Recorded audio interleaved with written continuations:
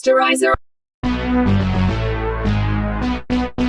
Sanibona igama le-movie yethu yango-2015 i-Ghost. La esiqala khona ngo-Yuri Gordis, owumsunguli webhanoyi elaziwa nge-UG1 futhi owu-creator no-designer wamabhanoyi othanda nabantu besifazane. Njengoba simbona la enza i-test flight kwimodel entsha yebhanoyi alisungulile, ngoba wayefuna nokuparticipate kumncintiswano wamabhanoyi okuyi-airshow competition eyayizobanjelwa endaweni yaseZhukovsk khona eRussia. UYuri ubesebenzele ekudizayineni leli bhanoyi le-UG1 aircraft isikhathi esingaphezu ka-10 years. Kwase kusele 1 week kuphela kiwe kuleyo competition yamabhanoyi aseRussia. Nayo uYuri wayenethemba lokuthi uzowina i-government contract. Ngesikhathi yena ne-co-pilot yakhe okuyisekela lakhe uJen besemoyeni bathola umbiko ukuthi la bazokwehlela khona bazofica belinde intatheli yesifazane ezo-interviewa yena lo designer wamabhanoyi. uYuri wathola ukuthi leyo ntatheli yesifazane ekuthiwa imlindile kwakuyenye yintombi zakhe uMakhwapheni, so wakhipha le ndoda ahamba naye uGen wahamba nentombi yakhe ngebhanoyi. uGen wathi uma efika endlini ye-air traffic controller room wathola umbiko osheshayo ukuthi wakutshelwe uYuri ukuthi akehlise ibhanoyi ngoba kuvumelekile ukundiza ngebhanoyi engekho umuntu oyi-co-pilot eceleni kwakhe. Kulawo ma-office ama-headquarters kwafika nonkosikazi kaYuri, uLina, naye wayesephatheke kabi ukuze ukuthi umkhonyane wakhe undiza ngaphandle kwe-co-pilot. oGen baxhumanisa uLina nomkhonyane wakhe uYuri ukuthi bakhulume. Ngaleso sikhathi uYuri epretende ngathi uyedwa ebhanoyini. Wathi kunkosikazi wakhe uLina uzolenda manje. Ngokuthi wayezolenda eselindwe unkosikazi wakhe, wagqokisa intombi yakhe iparachute ukuthi yehle ngayo, wayiqabula wayikhipha ngebhanoyi etshela ukuthi uyayithanda wathi ayilende safe. Wathi esesele yedwa ebhanoyini walenda uYuri kuleyo airbase ngenkathi ezokwamukela unkosikazi wakhe uLina ngehug. Ngakwelinye isayidi lendawo sibona umfana omncane ekuthiwa uVanya Kuznetsov owayefunda ugrade 8 enakwa kakhulu uma wakhe wayehlale njalo emgadile. Wayemdrive emhambisa esikoleni, kanti siyathola ukuthi uVanya wayene-crush nenye intombazana abafunda naye igama layo uPauline. Endleleni uma wakhe wayemtshela ukuthi abe confident ngoba akekho umuntu ozombangela isicefe. Kodwa eklasini leyo nto kwakuyinto ephambene ngoba babembhulisha ontanga bakhe. Ebusuku uYuri noGen babe ndawonye be-celebrate i-flight test yanamhlanje emini ukuthi uYuri undize ngempumelelo. uYuri wathi uselilinde kabi lolu suku lomncintiswano wamabhanoyi ngoba uyazazi ukuthi uzoyiwina le tender ka-government. Khona lapho kwangena enye indoda ababangisana naye ekuthiwa uPaul yamchukuluza, nokuyilapho bobabili abancintisana ngokudlala igame ye-chess. Kodwa esikhundleni sokudlala i-chess ngama-chess piece babedlala ngamaglasi ethotha ney'tifu zogoloko, nokwakuthi uma kukhona umdlalo ohlulwayo kwakumele aphuze isitifu sikagoloko. Ngebhadi uYuri wayehlulwa kuyona yonke igame, so waphoqeleka ukuthi aphuze inqwaba eyitifu ikagoloko. Waphela leyo game esedakwe kakhulu uYuri waphoqeleka ukuthi ahambe ayolala. Kwathi uma ephumela ngaphandle kwebar afica uLina unkosikazi wakhe emlindile. Ngokuthi uYuri wayesedakwe kakhulu unkosikazi wakhe wamphuca iy'khiye zemoto, kodwa uYuri wanqaba ukungena emotweni kaLina waphuca uGen okhiye bemoto yakhe. Wangena emotweni kaGen wathatha yona wadrive esadakwe utshwala. Wathi esagijimisa imoto uYuri wafonela intombi yakhe la ikhiphe ngeparachute ebhanoyini ukuthi abahlangane. Intombi yakhe eyintatheli yathi samthethisela ukuthi uyikhiphe kabuhlungu ebhanoyini, naye uYuri wavele waphaphalaza ngemoto wayoshayisa i-tunnel wall. uYuri washonela khona lapho kuleyo ngozi yemoto, kodwa waphenduka isibhubu. uYuri wayengazazi ukuthi ufile, wasuka lapho wahamba waya esibhedlela esayitshela ukuthi uyaphila. Wathi uma efika esibhedlela uYuri wabona unkosikazi wakhe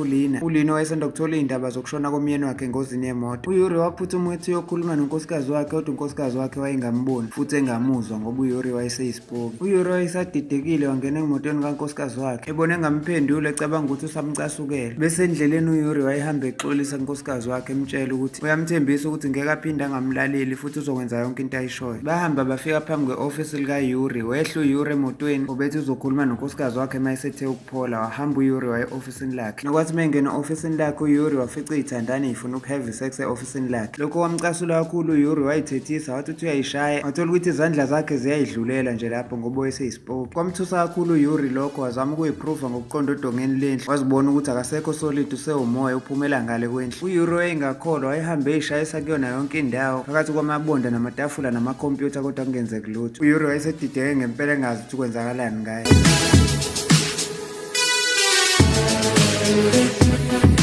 Kodwa wethu sokubona isithombe sakhe esikhulu sesigaxwe e-ofisini lakhe nabantu bekhuluma ngokuthi alale ngokuthula. Kwamthusa kakhulu ukuzwa ukuthi usefile. uYuri yamcasula kakhulu lento yokuthi ufile, ecabanga naneshow ukuthi usuku layo seliseduze ukuthi alontshe imodeli yakhe yebhanoyi. uYuri wahamba waya emngcwabeni wakhe owawu-athende unkosikazi wakhe, uGen, iy'ngane zakhe, abanye abantu asebenza nabo. Okwamthusa ukubona nale ndoda ekuthiwa uPaul ababangisana nayo iyokhuluma nonkosikazi wakhe imtshela ukuthi akayikhansele le contract kaYuri yokuparticipate kuleya competition amabhanoyi ngoba vele useshonile. uLina wayesaphethe kabi indaba yokushonelwa umkhonyane wakhe wayetshela uPaul ukuthi usazoyicabanga leyo nto. uYuri wayesadidiswe yile ndaba yokushona kwakhe wafuna ukuphruva lokho ngokubona ukuthi iy'moto ayizokumshayisa anengene emgwaqweni kodwa iy'moto zaziyidlulela nje. Kwathi kwelinye isayidi umfana omncane uVanya ngoba babembhulisha esikoleni base bekhumula amabhreki ebhayisikili lakhe ngoba wathi uhamba endaweni ehlelayo kwakungasabhrikeki kanti uzoshayisana noYuri kodwa uVanya yena wakwazi ukuthinta nokubona uYuri ngoba watshela uYuri ukuthi uyaxolisa ngokushayisana naye. Wathi esehamba uYuri wayesathukile senethemba lokuthi ngoba kukhona umuntu ombonayo futhi omzwayo wa-double check-a ngokubuza kuVanya ukuthi uyambona yini. uVanya wabuza kuYuri ukuthi ngahlala njani ngingakubona phambi kwami. uYuri wathi ukuthi ngishonile ngiyapoka. uVanya wethuswa ukuzwa lokho wasuka ngejubane esebaleka waya ebhasini. uYuri wayijaha ibhasi wangena ngendlela yokuba yisipoki. wethuka kakhulu uVanya sembona eshushuluza phakathi ephaseji lebhasi. abantu ababegibele ebhasini bethuswa uku-acta kaVanya ukuthi kwenzakalani ngayo. uVanya wayesathukile wehla ebhasini segijima eseqonde endlini yakhe wafika kwikhompyutha yakhe wagugulisha ukuthi axoshwa kanjani amadimoni ney'poki. uYuri owayelandela umfana omncane waze wafika endlini yakhe wayesaqhuba nokumncenga ukuthi ayehlise umoya kodwa uVanya wayeskrima kakhulu esaba. uVanya etshela uYuri ukuthi ucela miyeke ahlukane naye ahambe. uma kaVanya wangena efuna ukuzwa ukuthi uVanya ukhuluma nobani lwamthethisayo. nokwathi uVanya mayetshela uma wakhe ukuthi uthethisa lesipoko esiphambi kwakhe. uma kaVanya wayengaboni lutho wasola ukuthi indodana yakhe iphanjanelwa ikhanda. wamphuthumisa kudokotela oyi-psychologist for a-counseling. udokotela wam-examine uVanya. udokotela wamdiagnosa ngokutshela uma wakhe ukuthi uVanya uphethe schizophrenia okuyisifo sokuhanjelwa ingqondo. uYuri wayesaqhubeka naye ukulandelana noVanya ukuthi uYuri wayenethemba lokuthi lo mfana omncane uyena kuphela ongamlekelela ukuthi afinishe le project ye-UG 100. uYuri wagcina kwazile ukuconvince uVanya ngokumlekelela kweproject yakhe ye-physics ne-dynamics esikoleni sakhe ngosizo likaYuri. bahamba bobabili sebeya kwi-Let's office building bangena emhlanganweni waleyo show yayizoba khona yamabhanoyi kodwa uYuri wethuswa ukubona ukuthi le ndoda kade bangisana naye ekuthiwa uPaul isebenzise lokhu okushona kukaYuri njengethuba layo lokugeyina amathuba amaningi okuwina le competition nanokusuggest iproject kaYuri njengengaqediwe. uYuri wethuswa nayintombi yakhe eyintatheli ukuthi isitestifya ngokuvumelana noPaul ithi bona benoYuri babephuza utshwala ebhanoyini. ngokuzwa lokho ama-authorities adimanda ukuthi ikhampani kaYuri ihande over i-black box yalelo bhanoyi ukuze bakwazi ukuqhubeka nokwenza uphenyo mayelana nalawo ma-suggestions. uYuri wancenga umfana omncane uVanya ukuthi akamkhulumele kodwa umfana omncane ngokuthi wayesaba ukukhuluma phambi kwey'ntatheli nabantu abaningi wathi uthi uyazama ukukhuluma wangengize banjwa amalimi. abantu bebuzana ukuthi umfana omncane kanje wesikole ufunani la kule meeting bambamba bamkhipha uVanya. uVanya baphinde bampranka futhi ngokumenza ehlaya esikoleni ngokufeyila komdanso wakhe. uYuri waphinde waqhamuka lapho ethembisa uVanya ukuthi uzomsiza ethi angamlekelela nanokuwina le ntombazane ekuthiwa uPauline ukuthi imthande. bavumelana uVanya noYuri ukuthi bazolekelelana ngokuthi uVanya wayezosiza uYuri ukuthi asave umsebenzi wakhe asewenzile nekhampani yakhe. noYuri naye umsebenzi wakhe kwakuwukusiza uVanya ukuthi akwazi ukuba self-possessed abe confident. uYuri wafundisa uVanya iy'ndlela zokukhuluma nentombazane naney'ndlela zokukwazi ukukhuluma nayo in public. nangempela intombazane uPauline yagcina sekwazi ukumlalela uVanya yaze yam-invitela kwenye i-birthday party. emva kwaleyo party uVanya wasurprise uPauline ngesithombe esihle emshuthe sona maqondana nokukhanya kwelanga. i-surprise intombazane ngaleso sithombe yachazeka naye kodwa uVanya wayilahla ngokushesha agijimela izinto ngoba wathi uthi uzama ukuqabula uPauline. wamsakaza ngempama uPauline wasuka lapho wahamba esecasukile. nokwathi later ngalolo suku uVanya noYuri bahamba sebeya kuleyo airport la kwakugcinwe khona ibhanoyi leproject likaYuri oshonile. uVanya wayithatha leyo black box efunwa